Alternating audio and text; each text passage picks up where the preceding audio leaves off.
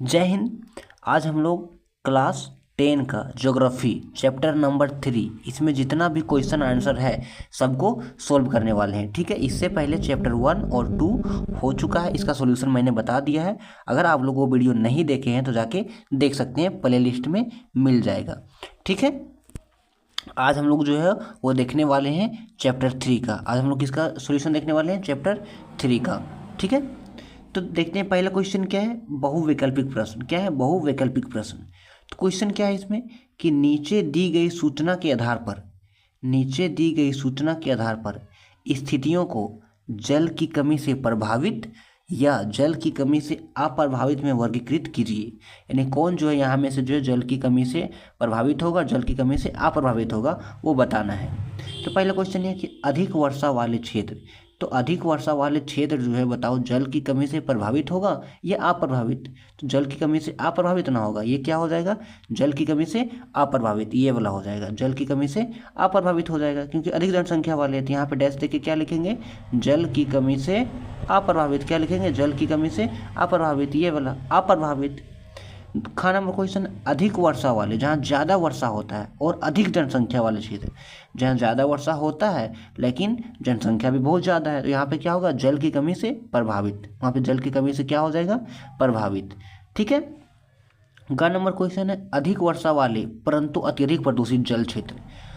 अधिक वर्षा होता है लेकिन क्या होता है कि वहाँ का जल भी बहुत ज़्यादा प्रदूषित है। तो यहाँ पे क्या हो जाएगा? जल की कमी हो जाएगा। मतलब क्या हो जाएगा? यहाँ पे जल की कमी से प्रभावित यहाँ भी हो जाएगा।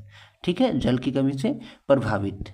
ठीक है, कम वर्षा और कम जनसंख्या वाले क्षेत्र, जहाँ पे कम वर्षा होता है लेकिन जनसंख्या भी कम है, तो क्या हो जाएगा? जल की कमी से अप्रभावित। जल की कमी से अप्रभावित, ये वाला जो अप्रभावित लिखा हुआ है ना, जल की कमी से अप्रभावित हो जाएगा। ठीक है, आई होप ये समझ में आ गया होगा। अब क्वेश्चन नंबर 2 देखते हैं कि निम्नलिखित में कौन सा वक्तव्य बहुउद्देशीय नदी परियोजनाओं के पक्ष में दिया गया तर्क नहीं है। यहाँ जितना भी जो है यहाँ पे 4 ऑप्शन दिया गया है, तो बोला है कि कौन सी जो है वो वक्तव्य जो बहुउद्देशीय नदी परियोजनाओं के पक्ष में दिया गया तर्क नहीं है। तो इसका उत्तर क्या हो जाएगा? इसका उत्तर हो जाएगा ऑप्शन नंबर ग, कि बहुउद्देशीय परियोजनाओं से वृहत स्तर विस्थापन होता है और आजीविका खत्म होती है। ये बिल्कुल गलत है, ये जो है इसमें शामिल नहीं है। ठीक है, तो इसका उत्तर ये हो जाएगा ग नंबर। ठीक है, अब हम लोग आगे देखते हैं क्वेश्चन नंबर 2। क्वेश्चन नंबर 2 देखते हैं। ठीक है, तो क्वेश्चन नंबर 2 क्या है कि निम्नलिखित प्रश्नों के उत्तर लगभग 30 शब्दों में दीजिए। कितना शब्दों में देना है? तो 30 शब्दों में देना है। ठीक है, 30 शब्दों में। पहला क्वेश्चन क्या है? व्याख्या करें कि जल किस प्रकार नवीकरणीय योग्य है। जल किस प्रकार से नवीकरणीय योग्य संसाधन है, ये क्वेश्चन है। तो देखो, जल हमें सतही अपवाह और भौम जल स्रोत से प्राप्त होता है, जिनका लगातार नवीकरण और पुनर्भरण जलीय चक्र द्वारा होता है। सारा जल जलीय चक्र में गतिशील रहता है, जिससे जल का नवीकरण सुनिश्चित होता है। मतलब जल का उपयोग दोबारा हम लोग कर सकते हैं। ये नवीकरणीय योग्य यानी इसका संसाधन का उपयोग दोबारा किया जा सकता है। ठीक है, जल दुर्लभता क्या है और इसके मुख्य कारण क्या है? जल दुर्लभता क्या है और इसके मुख्य कारण क्या है? तो आंसर देखेंगे कि जल की जितनी मांग है उसके तुलना में जल की कमी होना जल की दुर्लभता कहलाता है। जल की जितनी मांग है लेकिन अगर उतना नहीं पूरा हो पाता है जितनी जल की मांग है, तो उसकी तुलना में जल की जो कमी होती है उसी कमी का होना जल की दुर्लभता कहलाता है। यह बढ़ती जनसंख्या, जल की बढ़ती मांग और उसके असमान वितरण के कारण उत्पन्न होता है। यह उत्पन्न क्यों होता है? तो जनसंख्या बढ़ रहा है, जल की बढ़ती मांग के कारण, उसके असमान वितरण के कारण उत्पन्न होता है। ठीक है, आगे क्वेश्चन है 3 नंबर इसका कि बहुउद्देशीय परियोजनाओं से होने वाले लाभ और हानियों की तुलना करें। बहुउद्देशीय परियोजनाओं से होने वाले लाभ और हानियों की तुलना करें।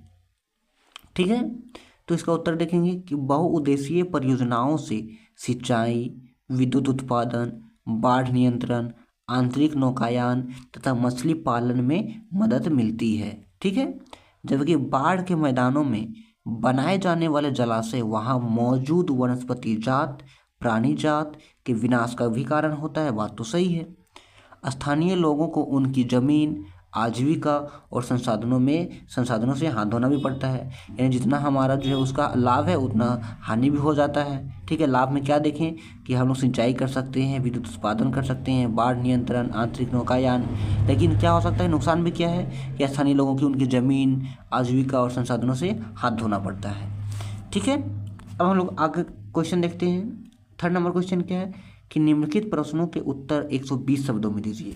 कितने शब्दों में? 120 शब्दों में देना है। राजस्थान में अर्ध शुष्क क्षेत्रों में वर्षा जल संग्रहण किस प्रकार किया जाता है? व्याख्या कीजिए। जो राजस्थान में जो है वो अर्ध शुष्क क्षेत्रों में वर्षा का जल संग्रहण कैसे किया जाता है, वर्षा को कैसे बचा के रखा जाता है, जो वर्षा जल होता है। तो राजस्थान के अर्ध शुष्क क्षेत्रों में वर्षा जल संग्रहण पारंपरिक ज्ञान और स्थानीय परिस्थितियों के अनुसार किया जाता है। यहाँ वर्षा कम और असमान होती है, यानी एक तो वर्षा कम होती है, ऊपर से असमान, यानी कभी भी हो सकती है, कभी किसी को कोई पता नहीं है। इसलिए लोग पानी बचाने के लिए विभिन्न तकनीकें अपनाते हैं। ग्रामीण क्षेत्रों में जोहड़, तालाब बनाते हैं, नाडी होता है, बावड़ी और टांके बनाए जाते हैं ताकि जिनमें वर्षा का जल इकट्ठा होता है। छतों पर गिरने वाले पानी पाइप द्वारा भूमिगत कुंड या टंकी में संग्रहित किया जाता है। या जो पानी आता है छत में जमा हो जाता है, उसको पाइप के द्वारा जो है नीचे ज़मीन के अंदर पहुंचा दिया जाता है। खेतों में खेत तलैया और छोटी नहरें बनाई जाती हैं ताकि पानी मिट्टी से समा सके और नमी बनी रहे। इन तरीकों से न केवल पीने के पानी की व्यवस्था होती है बल्कि भूमिगत जल स्तर भी बढ़ता है और फसलें की सिंचाई संभव होती है। ठीक है, तो इस प्रकार से जो है वहाँ पे वर्षा के जल का संग्रहण होता है। ठीक है, आई होप समझ में आ गया होगा। अगला क्वेश्चन जो है और लास्ट क्वेश्चन है कि परंपरागत वर्षा जल संग्रहण की पद्धतियों को आधुनिक काल में अपनाकर जल संरक्षण एवं भंडारण किस प्रकार किया जा रहा है। तो उत्तर क्या है उसका कि भारत में वर्षा जल संग्रहण के परंपरागत तरीकों में छत वर्षा जल संग्रहण की व्यवस्था काफ़ी लोकप्रिय हो रही है। ठीक है, तो छत पर हम लोग वर्षा जल संग्रहण की व्यवस्था करते हैं, ये काफ़ी लोकप्रिय हो रही है। कर्नाटक के मैसूर जिले में स्थित गंडाथूर गांव के लगभग 200 घरों में छत जल संग्रहण की व्यवस्था हुई है। इस गांव ने वर्षा जल संपन्न गांव की ख्याति अर्जित की है। तमिलनाडु देश का एकमात्र राज्य है जहां पूरे राज्य में हर घर छत में वर्षा जल संग्रहण ढांचों का बनाना आवश्यक कर दिया गया है। मतलब तमिलनाडु एक ऐसा राज्य है जहाँ पे जो है वर्षा के जल का संग्रहण छत पे जो है होता है और सभी के घर लगभग होता है। इस संदर्भ में दोषी व्यक्ति पर कानूनी कार्रवाई हो सकती है। ठीक है, तो आई होप जो है ये क्वेश्चन समझ में आ गया होगा और ये भी समझ में आ गया होगा। 120 शब्द में आंसर देना था। तो आज हम लोगों ने जो है वो चैप्टर 3 के सारे क्वेश्चन आंसर को जो है वो सोल्व कर लिया है। चैप्टर 3 के चैप्टर 1 और 2 हो चुका है। अगर आप लोग वो वीडियो नहीं देखे हैं तो जाके देख ले सकते हैं, प्ले लिस्ट में मिल जाएगा।